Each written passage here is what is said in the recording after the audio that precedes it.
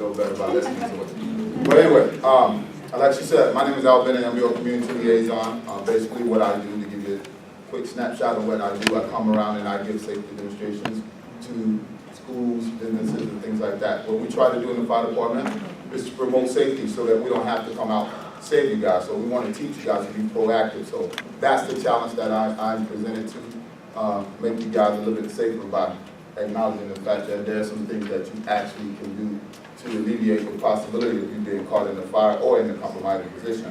I brought some books to you today. My co-worker, I thought it would probably be, normally I speak to probably about 20, 30 people. I was totally underestimating you guys. I see it's about 60 to 80 in here, so I got about 40 books. He's going to bring me about 40 more. My office is probably less than 5 minutes away, so they'll be here before I finish. But today, what I'm going to talk to you about is called senior safety. And basically, it's just an opportunity for me to tell you guys how to keep yourself safe in case of an incident, and if that is an incident, what to do to mitigate that. So as soon as you get this started, we're going to dim the lights a little bit. I might disappear, but you have to close your eyes and focus. Just listen to my voice. You don't have to see me. All right? Any questions before we get started? No, I'm not from Texas. I know that's the only question I get, but I got here as fast as I could. I've been doing this about 20 years. So I've been doing this. I've been in the fire department over 20 years. I've been doing this part about 13 years.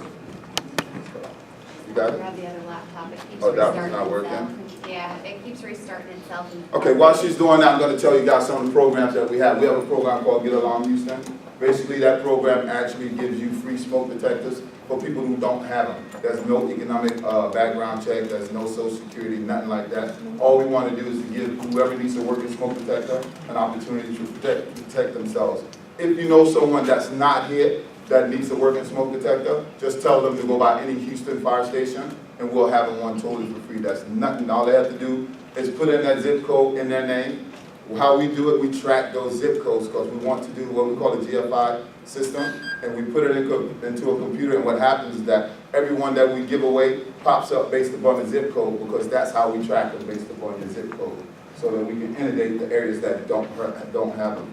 So if you know someone that needs one, please tell them about the Get Along Houston program. Another program that we do have carbon monoxide detectors.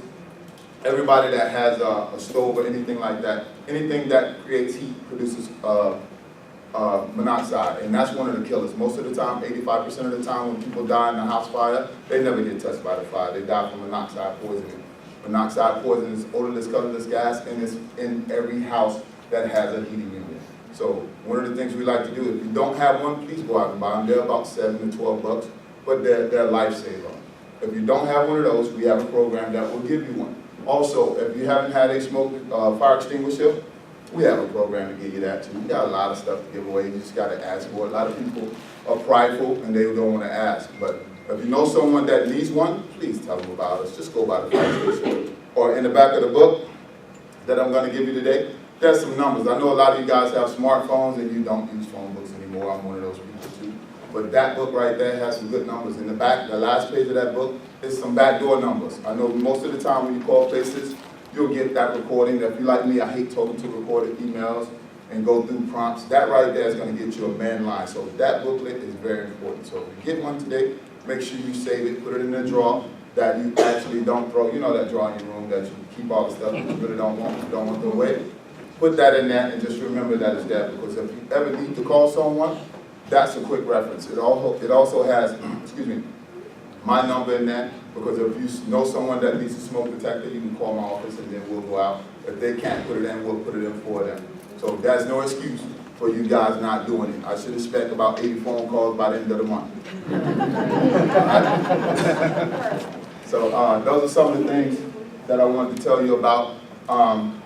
There's a lot of programs that, some seniors that Metro and all of them have, and with the Super Bowl coming up, it's going to be some different routes. So if you know someone that's, using Metro Lift or something like that, please make sure that you go online, because the route's going to change based upon the Super Bowl and the proximity and times. Also, if you're over the age of 65, they have what they call a Q card. A Q card is where you get up to 30 rides a month, something like that, for like $1.25.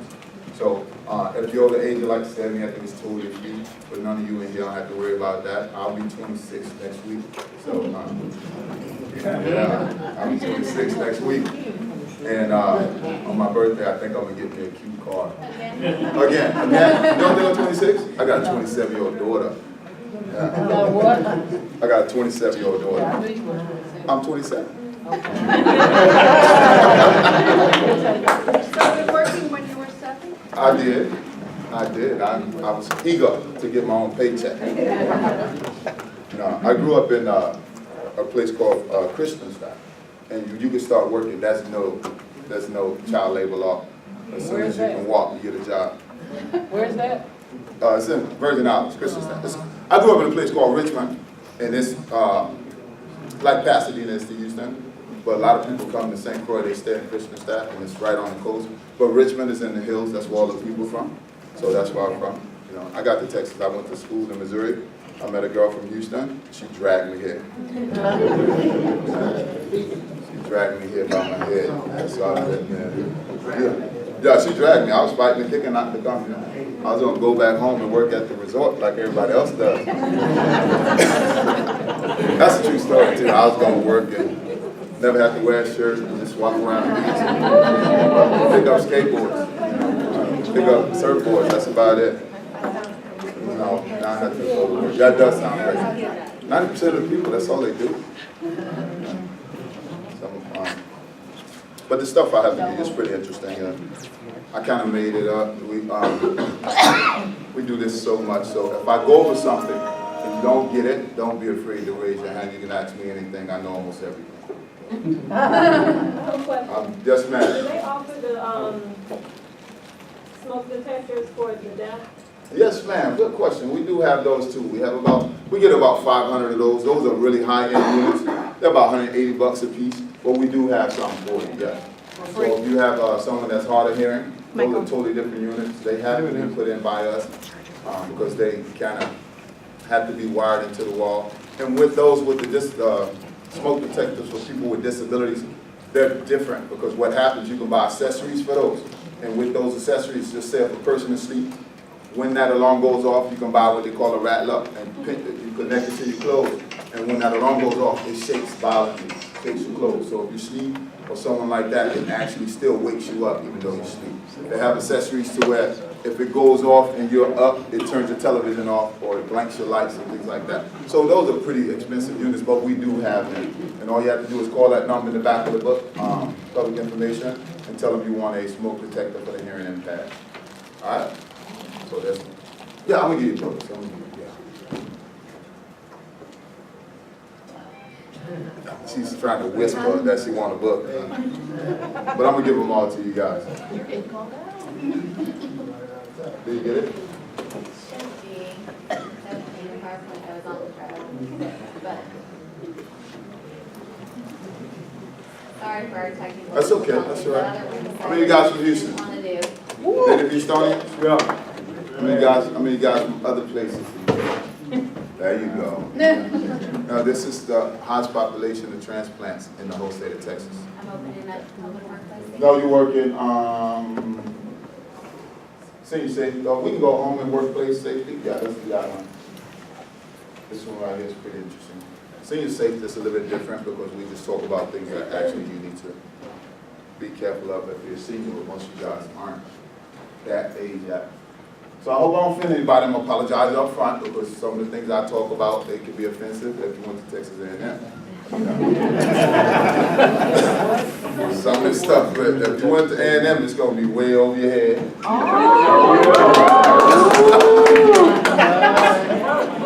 You know, so I'd like to give, I'm not an Aggie fan, as you can understand, you know. My daughter goes to Baylor. Some of my buddies went to A&M, but when I went to University of Missouri, we never beat A&M, you know. And it kind of cost me my career playing sports because I was on a team and the guy scored on me. And that was the last game I played in, so I've been holding a grudge against him for that. And I don't think I'll ever let it go. You know, sometimes they tell you when you get older, you're going to let things go. I don't think I'll ever let that one go. So anyway, right here, if you went to A&M, you would think that's a paint horse. That is not a paint horse. It's a giraffe, all right? Most ag people think that's a tall paint horse. No, it's not. That's a giraffe, all right? So basically what I'm going to tell you guys, the stuff that you're going to learn today is stuff that basically most of you are going to already know. I'm just going to refresh your memory, jog it, plug you up, and kick it back into effect so you can use logic to save your life. So go ahead. This is our table of contents. Like I said, I see the slide so much, so I'm going to go through it kind of fast. If I miss something or something that you don't get, don't hesitate to just stop me. All right? Fire detection systems. It's things that you're going to need to help save yourself. A lot of people think that they can smell smoke or see the fire and get up. One of the things that people have this misconception on is that fire is illuminating. It will not light up a room. Trust me. The carbons inside of that smoke makes it pitch black. You won't see it. So without a detection system, you will not even know that that house is on fire. Till probably it's too late. Fire doubles in size every 30 seconds. So in 30 seconds, you got a 1 foot fire. So in 30 seconds, that 1 foot doubles to 2. 30 more seconds is a 2 foot fire. Now it's a 4 foot fire. 30 more seconds, 4 foot. So you got a minute and a half, you got a 4 foot flame. So that's the thing you got to understand, that fire doubles in size. A lot of people get injured or killed because they look at a small fire, run outside, call 911, run back inside, thinking that that 1 foot fire is still there. No, it's not. You've been outside about 2 minutes. Now you're looking at an 8 foot flame. And one of the things that people try to do, we had a lot of people last year. Well, year before last, we lost 16 people in house fires. And the reason why 8 of those people that got out went back in. We had one lady that went out, that got out, called 911 herself from a neighbor's phone, went outside with the neighbors, went back in. Guess what she went back in to get? Okay. Oh, no. But cats and dogs, you don't have to worry about them. They have an innate instinct to get out. You open that door, they smell that smoke, they're going to beat you outside. So no, it wasn't an animal. A phone. No, man. Oh. No purse, no pocketbook, nothing like that. No shoes. That would be a good one. My wife will go back in for her shoes. Nope, not photos. Photos is the only thing that I will save if I ever go into your house. The only thing I'm going to try to save is photos, because I remember me when I was 18 and I was pretty debonair, and I got one picture when I was 18, and that's my life. I like to show my son and say, look what daddy looked like at 18. So that's the only thing I try to say, but no, that person didn't go back in. She went back inside for glasses. Oh. Yeah, because you have a misconception that it's going to be okay. It's a small flame. When she left the house, it was only one room. When she went back inside, it trapped her inside. And you got to understand, your body works on 98.6 degrees, right? That's the optimum temperature for your body to take care of itself. Most of us go to the hospital at about 102 degrees, right? You consider yourself burning up. Well, a house fire is 1,200 degrees. One inhalation of superheated air, one like that of superheated air, and you go to the light instantly. There's no such thing as a lung transplant. That didn't work. Y'all remember? Remember the big lung transplant they tried to do a long time ago? It doesn't work. So one inhalation of superheated air, you fall right there. Most of the people that we find that's dead in house fires, they get to the door and they stand up. They stand up because they think they're dead, and then they figure, okay, I'm going to stand up over the door. When they stand up, what we call thermalaring, because heat and smoke rises. So it gets to the top of the room and then it starts to bank down. And when it gets to a certain point, everything above that point is at least 1,200 degrees. So once you stand up, inhale, all that hot steam goes inside, draws your lungs up like a raisin, you fall right there. So that's what we find most of them. But she went inside for glasses, never came out. The only way you can fight a fire is have a detection system. Another thing, evacuation plans. And when you have an evacuation plan, one of the things I like to tell people, when you live in a property like this, you have to make concessions for people with impairments. Whatever impairment that is, there has to be a concession made. For people that can't hear, like with me, we have a couple people that have hearing problems. So whenever that alarm goes off in our building, we have to send them a text. We have to send them a text on their phone and on the computer to let them know that, hey, there's a fire drill going on. And also, if you live in a high rise, anything above 8 feet, you all want to tell you somebody who's a fire department. We don't have any apparatus that can save anyone higher than 8 feet. Just FYI. So if you want to stay in the penthouse, cool. But just know, when we come, you got to get down to the 8th floor. just to let you know. All right? You go ahead. Detection system. Smoke alarm, carbon monoxide detector, life alert. A lot of people don't know, we give away smoke detectors, we give away carbon monoxide. Life alert is something that can also save your life. We don't give those away, but if you have insurance, most of your insurance will cover life alert. Life alert bracelet will alert the fire department. That's why we try to promote that, because one of the things that a life alert will do, it will let us know what problems you might have prior to us getting there and mitigating them. Got it? All right, evacuation plan. I was taught a long time ago that it's better to have something and not need it than to need it and not have it. So to have an evacuation plan and never need it, that's okay. But if you need one and you haven't designed one, you're gonna probably be in a chaotic situation. One of the things that happen when you're stressed or when you're in a situation that you're not comfortable in, your mind starts to go 1,000 miles a minute, and you really don't have an idea as to what you're doing. So what happens is that your evacuation plan goes out the window. But if you practice that evacuation plan, a lot of times I like to tell people is this: the one thing you can do to save yourself in case of a fire is to close that door. Fire goes to path of least resistance. So what's going to happen? If you have a fire outside that room, it's going to go up from wherever it starts, go across that hallway, and look for entrance to any room that's open. If that door is open, it's going to go completely down that hall. It's not going to even try to venture to that door. It's going to go down that hall, and then it's going to bang down. And wood burns at 1/8 of an inch an hour, 1/8 of an inch, right? So it's charmed. It will catch fire, but it will not totally dissolve. So if you close that door, you got at least a 2-hour window. It's not like on television, the smoke is not going to come under the door and rise up. No, it's not going to happen like that. It's going to burn down, and then when it gets to the bottom of that floor, then it will try to come across. But it would have, consumed everything in that hallway before it comes through that door. All right? So my thing to you, if you don't have an evacuation plan, just close the door. That alone will save you some time. And if you have a young kid and you live with babies, please teach them to close the door, touch the door at the back of their hand. If that door's hot, don't open that door. Go to that window, raise it up, because when we get there, we do a 360. We're going to go around. If we see those babies in that window, that's the first thing we're going to do. We're going to save life. Our motto and our oath is to save life and property in that order. All right? So if you don't have an evacuation plan, please think about that. If you have burglar loss, you have to find ways to mitigate that. If you have someone that can't walk, they're non-ambulatory, so you have to have a plan for mobility assist for those people who can't walk.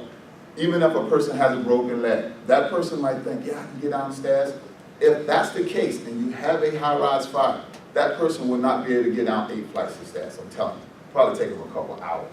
With me, I'm probably just going to cash it in, just sit there and pray. Hope somebody come help me. But you have to have a plan. So one of the things we try to teach you guys is that if you have a person that has a handicap or can't get down, if the building was built before 1996, you have to have what they call a vented stairwell, which means that as soon as that alarm goes off, the air duct on top starts to suck the smoke out of that air well. How you can tell if that vented airwell, if that stairwell is vented, when that alarm goes off, that door will be almost impossible to open from the inside, because it creates a vacuum that keeps the door closed, because it's sucking all the air out. So if you have someone that needs assistance, they're going to go to that place. If someone's in a wheelchair, find that vented stairwell and send them in that wheel, and put that wheelchair in that vented stairwell. That's the place we're going to come first to look for survivors. All right? Eat it. That's exit drill in the home. That's one of the things we try to make sure that you guys at least have. If you know someone that's living alone, I have a grandmother, she's 90 years old. She lives by herself. She won't let anybody live with her. She don't care who you are. Me and my brother's been trying to help her out forever, come and stay. Granny won't let nobody stay with her. So what we try to do is have an evacuation plan for her, so that if nothing else, we know what's happening with her. Another thing that I'll go over later is a way that whenever something happens at your home that requires an emergency, everybody who's in your favorite group will be notified. We'll talk about that later. But exit drill in the home. Make sure you have a way for a person to get out. And if nothing else, please just close the door. That'll give you some time. Right? Impairments, vision, hearing, and non-ambulatory. These are things that you have to make concessions for. Non-ambulatory, y'all know what that means? Yeah. Can't what? Can't get around. Can't walk. That means that person can't walk. This is just something I put in there to make myself seem smarter. So, instead of put can't walk, I put non-ambulatory. It sounds intelligent. All right, go ahead. Trips and falls inside and outside the home. Medical emergencies. This is one of the things that happens all the time, and we'll go over that. Contraindications or interactions. That's also something that people take for granted. And hypo and hypothermia. Do you think we have to worry about that in Houston? Hypothermia. You think so? Yeah, why do you think? In Houston. The average temperature, Houston, by far, nationally known, is the hottest city in the United States year-round. Average temperature, 88 degrees. Without a doubt, we're the hottest. But it's not like that all the time. So what happens is your body gets accustomed to that 88 degrees. When we hit 30 degrees, that 30 feels like negative 50 to us. Because we're used to 88. I had on shorts Christmas Day. Got a suit for Christmas, didn't even get to wear it. I put on shorts and a t-shirt. It was 82 degrees on Christmas Day. That's hotter than where I'm from. On Christmas Day, I called my brother, it was like 73 degrees down there. But it's 82 here.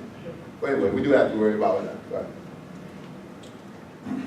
Inside the home, this is some of the things you want to do. You want to child-proof your home. If you have kids, all right, kids are very, very clever. They mimic everything you do. One of the things that a kid would do, they see you every day, take a key, put it in a hole, twist the door, and open the door, right? So a small kid, about 2 or 3 years old, they're about 20, 26, 30 inches tall, right? So that socket is about 18 feet off the ground, 18 inches off the ground, right at his eye level, right? So he sees mom put something shiny into an object every day and open something, right? So guess what that outlet looks like to him? Like a keyhole. He sees a paper clip on the ground, he picks it up, and guess what he's gonna do? Gonna put it in that wall socket. So child-proof your home. Cell phones are a very important part of our lives right now, and they're life-saving tools also. One of the things I want to tell you guys is that please pre-program your phone. One of the things that we have is an enhanced 911 system. So you can even pre-program 911 into your cell phone, which means when you call 911, if you have favorites, every time you call 911, everybody that's in your favorite will know that there's an emergency that came from your address. Did you know that? No one knows you did. Not a lot of people don't know that. But if you pre-program 911 into your favorite section, whenever you dial that number, everybody in that ledger will know that you just called 911. That's one way we keep up with my grandmother. When we put 911 into our cell phone, if she calls 911, it'll tell me, my brother, my sisters, that Granny just called 911. So it won't tell us the emergency, it just tells us that she just dialed 911, which is helpful to us because we'll probably be whoever's over there. You know, my brother stays about 4 houses from her. I live way from her, but that's okay. I'll get that. All right, so pre-program your cell phone. Portable phones also have the same capability. If you can't pre-program them, give it to your kids. They'll give them. My son's 16. I gave him my cell phone and said, hey, I need you to put these numbers in there because I got another one for Christmas, you know. So I usually get theirs, but this time my wife bought me my own, so I got a 7. Yeah, so anyway, I couldn't pre-program, so I gave it to my son, and he programmed it in like 2 minutes, 50 numbers. He put a ringtone to me and his sister so that I know when he calls, he has his own ringtone. He was like, Dad, look at this. This is me. When this comes on, this is me, so you have to answer it. By the way, pre-program, charging basin. One of the things I want to tell you about charging basins, please put your cell phone charging basins on the floor. I know it sounds kind of corny, it might mess up the decor, but 89% of the time when a person falls, they fall at home, right? And I don't know, I want to tell you something about a broken pelvic. A woman can walk with a broken pelvic. A guy, we're not going to move. Our pelvic is huge. A woman has a piece of cartilage in between that pelvic, so when they have kids, it expands, right? We don't have that. So if we fall, we break our hip, we're going to be right there. Even though that's on the nightstand, your cell phone's on the nightstand, you will not even be able to put enough pressure to get up onto that nightstand. I've seen it before. So please, put the charging basin on the floor. So if you fall, at least you can scoot over there and call 911. If you have about 50 people in your favorite, somebody might pick up, right? We hope you have upset 50 people. All right, so keep your charging basin on the floor. Speed dial, lights and clappers. I know a lot of people think it's kind of corny, but you know the clappers, we bought them from my granny because at night, you know your house, but you didn't think about that shoe that was right there by the rug. So you get up and you can't see, you trip over the shoe and you're there for a couple of days, right? But if you had that clapper, you could have went and would have lit up the whole room. You know, I bought it from my granny and everybody was like, that was kind of corny, but now she loves it. They all over the house. Everywhere you go in. She has the same house that she raised my mother in. She ain't gonna move. And it's not wired for the dimmer and all that pretty stuff. All right, there go the books. Look at that. That's my partner said right in that. Okay. So basically that's what we want to do. Make sure. And also if you have relatives that use it, shower rails, get that installed, burns, and electrocutions. These are some of the things that you have to be leery of in the house because most of the time, our number one problem when we're talking about natural disasters is flooding, right?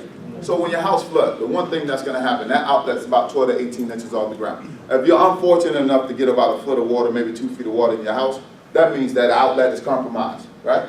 Electrocution is a death by fire. Even though you don't see a flame, it's still considered a death by fire. So one of the things that we want you to do is please, whenever that house starts to flood, you can either go in the garage or in the side of the house, turn the electricity off to the house.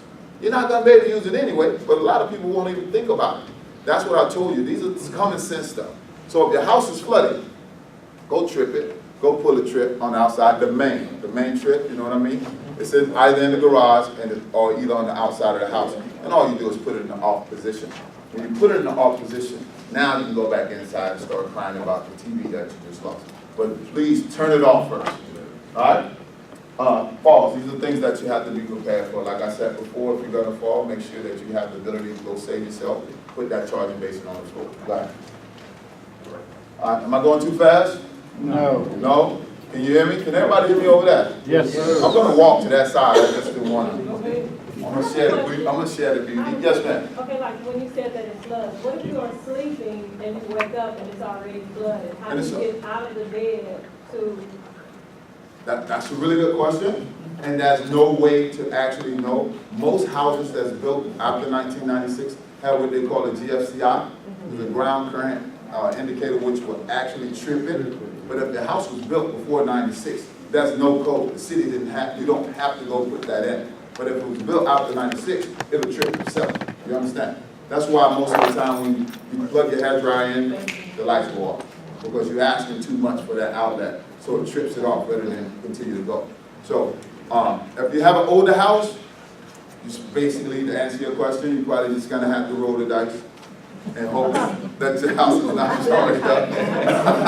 Put your finger in there and see if it's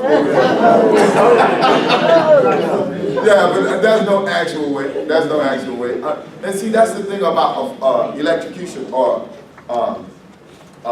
something being charged. There's no way to know until it's too late. The only way you find out that something is charged is that you touch it. And then when you touch it, that touch might even cost you your life. So to answer your question, actually that's no real good way, but normally if a house is charged, if that water is too high, you'll probably feel it while you're in the bed. You understand? All right, we're talking about the buddy system. When you leave the home, a lot of people, you know, with social media, you always Facebooking and telling everybody where you are, right? You're telling everybody, hey, look, I'm in Vegas for 5 days. Yeah, I'm having a great time. It's day 1 of 5 days. And you know the guy around the corner, you know what he said? They gone for 5 days. Let's go shopping at their house. And that's what happened. So one of the things we like to tell people, when you leave the house, let someone know, but don't let people who you don't know. All right? Post the pictures when you get back. They're going to have the same effect. The people that you love, they already know you're gone, right? Also, have a buddy system when you leave the house, especially if you live alone.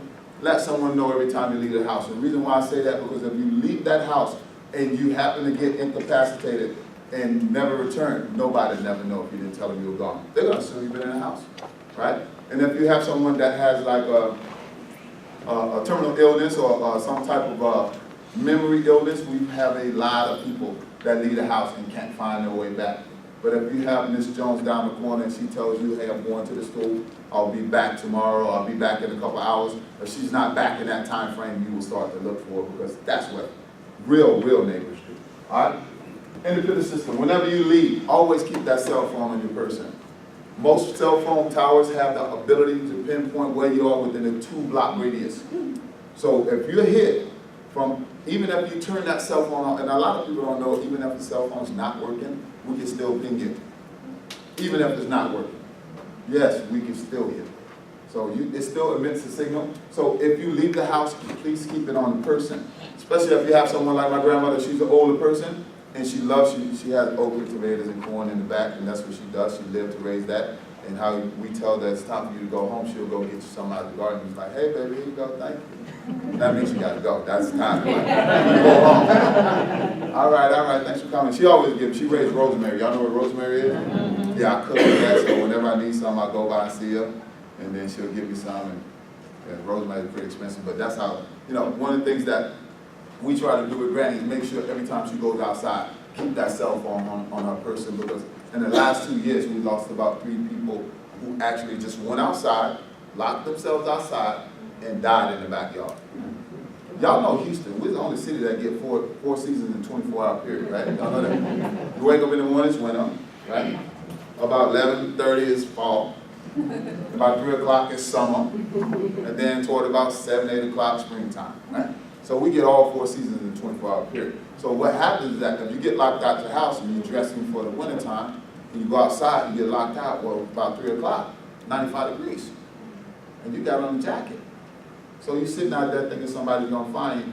3 or 4 days later, your body succumbed to those different types of elements, and we had 3 people in the last 4 years died sitting in their own backyard. All they have to do is have that cell phone on that person, pick up. They ain't gotta remember, just hold down any button. If you got those favorites, you just hold down the button. Most of us don't even know our own cell phone number. We sure don't know our husband or wives, we just look at the picture, yeah, that's her.